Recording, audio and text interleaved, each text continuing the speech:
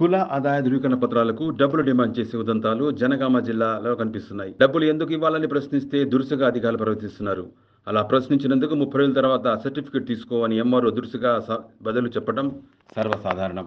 విద్యార్థులకు కొత్తగా నియమితులైన లేదా ఎంపికైన ఉద్యోగులకు కుల ఆదాయ ధృవీకరణ పత్రాల కోసం వచ్చిన వారికి తహసీల్దార్ కార్యాలయంలో ఇబ్బందులు తప్పడం లేదు. పైరవీలకు బచ్చన్నపేట తహసీల్దార్ ఆఫీసు నిలయంగా మారింది. పలుమార్లు అప్లికేషన్ ఫారాలు తీసుకొచ్చిన వాటిని గల్లంతు చేసి మళ్లీ తీసుకురమ్మని ఇబ్బంది పెడుతున్నారు సిబ్బంది. దీంతో చేసేది లేక అమాయక ప్రజలు వెనుదిరిగిపోతున్నారు. కార్యాలయం తాళం తీయక ముందే వచ్చి కూర్చుంటే సాయంత్రం ఇంటికి పోయే వరకు కూడా పని కాని పరిస్థితి ఇక్కడ నెలకొని ఉంది.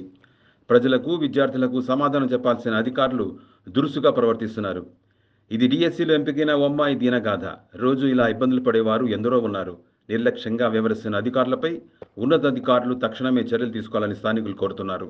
ఇప్పుడు జాబు పడక 10 ఏళ్ళ జాబులు పడ్డాయి. నువ్వు ఇట్లా ఎందుకు చేస్తున్నావు? నువ్వు ఇట్లా ఏం రాసినావు? పొద్దున వేటిపోయినా 10 ఫామ్స్ పోయినా మీరు. అరే మీ దగ్గర పెట్టిన ఏదంట నువ్వు మంచిగా మాట్లాడు, మెల్లగా మాట్లాడు, చెప్తున్నా నేను. ఎంత ఇబ్బంది పెడుతున్నా నేను పొద్దున్న నుంచి చూస్తున్నా. ఎంత ఇబ్బంది పెడుతున్నారు మీరు ఒక్కొక్కరిని?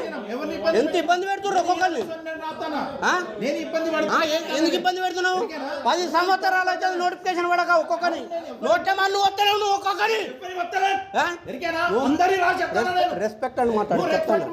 నువ్వు రెస్పెక్ట్ మాట్లాడు. ఫస్ట్ కలెక్టర్ గారికి కంప్లైంట్ చేస్తా. మొత్తం టోటల్ కంప్లైంట్ చేస్తా నీ గురించి. నేను కలెక్టర్ కానీ మొత్తం రైటా పోమంటారా? ముఖ్యమంత్రి గారు కూడా పెట్టాలి కదా ఇవన్నీ. సరే ఓకే రైటా పెట్టాలి కదా. ఇట్లా ఎందుకు చేస్తున్నారు మీరు? అరే ఇంకా తెలిసిన మొడ కూడా పెడతావు నువ్వు.